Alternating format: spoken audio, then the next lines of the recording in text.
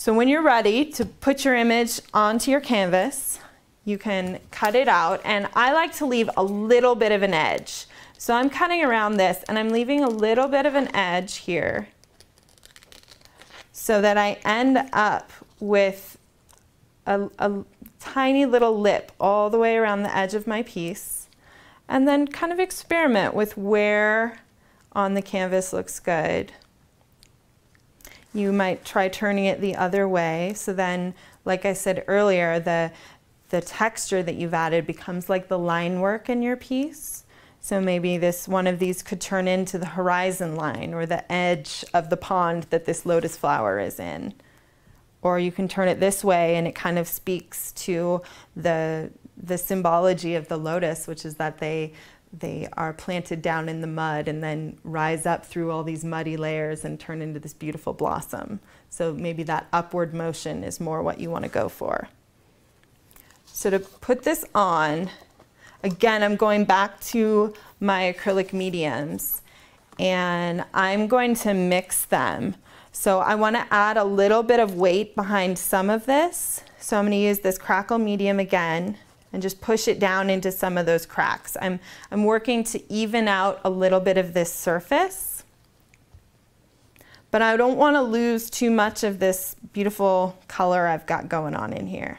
So I'm adding in some of that, and I'm using the matte medium as a glue again, glopping that onto the surface, and then putting my image on.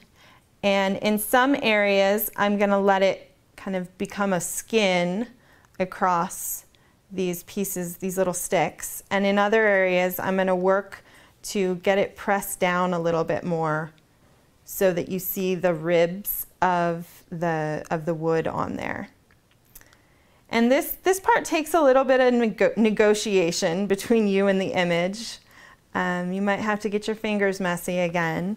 And you may even want to use a little bit of tissue paper to help hold down those edges.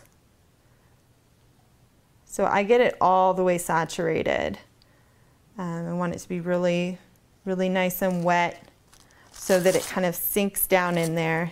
And I always tear the edges, because when you get this, if you were to put this straight across edge on there, that's going to show up later on. It's going to be an area where your paint is going to change as it meets that hard edge.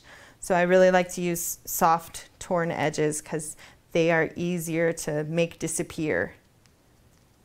And I'm just using this brush to squish the tissue paper in there and start to get this stuck down to the surface. This is another step where starting it, maybe working on another piece for a little while and coming back to it when this is a little tacky can help, because it'll help it stick. You can also use the matte medium just really thick to help it stick on there. And not worrying too much at this point whether there's a gap, because at this part of the process, you're going to keep going back over this with matte medium.